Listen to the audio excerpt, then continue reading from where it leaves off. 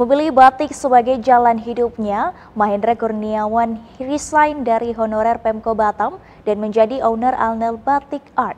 Saat ini batik karya Mahendra sudah dipajang di pusat toko oleh-oleh Kota Batam dan Dewan Kerajinan Nasional Daerah Provinsi Kepulauan Riau. Ya pemirsa, informasi ini sekaligus menutup perjumpaan kita pada malam hari ini. Atas nama seluruh kerabat kerja yang bertugas, saya Frida Solensiatal pamit undur diri dari hadapan Anda. Terima kasih dan sampai jumpa. 2009 apa 2000 ya. Batik merupakan warisan budaya Indonesia yang tidak ternilai harganya. Batik telah melalui beberapa generasi dan terus memikat hati para pecinta seni dan fashion di seluruh dunia. Di tengah kemajuan zaman, motif-motif batik terus berkembang dan mengalami transformasi, tetapi tetap mempertahankan akar tradisional yang kuat.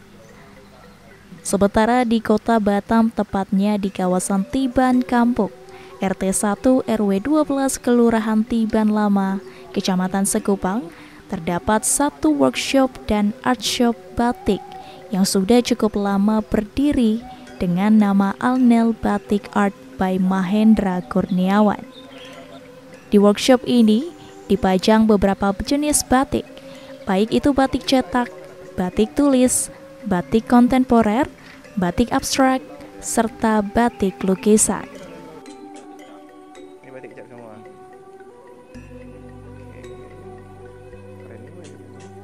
Pengrajin batik Kota Batam, Mahendra, menuturkan awal dirinya kenal batik pada tahun 2008. Kala itu, Dinas Perindustrian dan Perdagangan Kota Batam mengadakan pelatihan membatik di Rumah Limas Potong di Batu Besar, Nongsa. Dan di tahun 2009 dirinya ikut magang ke Yogyakarta mendalami batik. Namun karena saat itu pangsa pasar batik masih sepi di Kota Batam, dirinya vakum dan bekerja sebagai honorer di salah satu instansi pemerintah Kota Batam.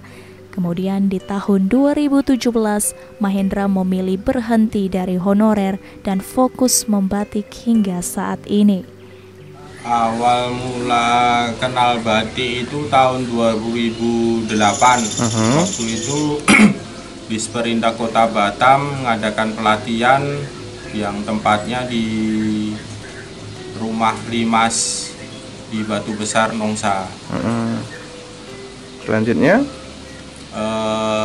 Setelah 2008-2009 kita dikirim ke Jogja untuk magang. Nah dari situ pulang magang kita malah vakum karena pasar waktu itu susah untuk batik. Terus mulai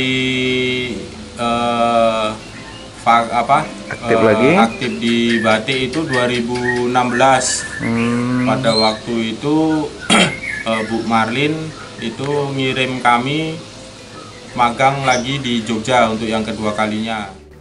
Bermodal tekad dan semangat, Mahendra memulai usaha batiknya. Dengan proyek pertama yang ia garap, yakni pengadaan baju batik dari Dekran Nasda Provinsi Kepri. Setelah ada keuntungan, barulah ia memulai membeli beberapa alat untuk membatik, seperti kain, lilin, pewarna, dan canting. Dalam kesehariannya, Mahendra saat ini bekerja dibantu sang istri dan beberapa karyawan freelance.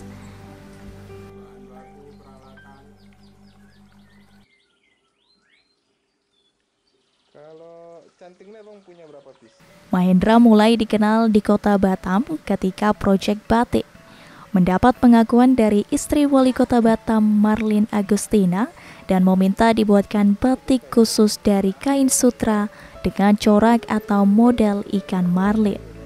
Serta beberapa penghargaan juga sudah diraih, mulai dari Dekran Nasda Kota Batam dan terbaru dari Batam Batik Fashion Week. Apalagi menurutnya saat ini Pemko Batam mewajibkan pengadaan baju batik disuplai oleh pengrajin di Kota Batam yang membuat pengrajin batik seperti Mahendra tetap eksis. Awal mula kita setelah pulang dari magang di Jogja 2017 itu alhamdulillah dipercaya dapat pesanan dari provinsi waktu itu ngerjakan seragam. Terus nah keuntungan dari pesanan itu kita jadikan modal ya sampai sekarang alhamdulillah. Dulu apa sih modal awal abang? Modal awalnya dulu nekat aja tuh bang. Modal nekat aja tuh, yang yakin kalau batik di Batam ini bisa berkembang. Oke. Dulu awal-awal tuh apa aja sih alat yang abang miliki dulu? Kalau awalnya kalau untuk modal sama sekali dulu kita nggak punya modal, cuman modal nekat. Setelah dapat keuntungan kita ini langsung kita belanjakan bahan bakunya seperti kain, lilin atau malam, pewarna, dan ada ini untuk canting cap. Sehingga membutuhkan biaya tambahan dan waktu pengiriman yang kadang memperlambat proses pembatikan. Sejauh ini menurut Mahendra, kesulitan yang dia alami dan beberapa pengrajin batik di Kota Batam maupun Kepri, yakni ketersediaan bahan baku, baik itu lilin maupun peralatan. Karena masih didatangkan dari Pulau Jawa, sehingga membutuhkan biaya tambahan dan waktu pengiriman yang kadang memperlambat proses pembatikan. Kalau sampai sekarang kesulitan kita pembatik di Batam itu nggak cuma di Batam ya, di Kepri itu terkendala di bahan baku. Karena bahan baku kita masih ngambil dari daerah Jawa. Nah, kenanya di ongkos kirim pengiriman itu tadi, itu kendala yang paling berat. Mahendra menambahkan untuk harga kain bervariasi tergantung model dan tingkat kesulitannya, mulai dari harga Rp160.000 hingga Rp3 juta. Mahendra berharap suatu saat Pemko Batam mengajak para pembatik untuk ikut event dengan skala nasional ataupun internasional, sehingga dapat menambah pengetahuan dan peluang bisnis. Demikian Ferdino melaporkan dari Batam.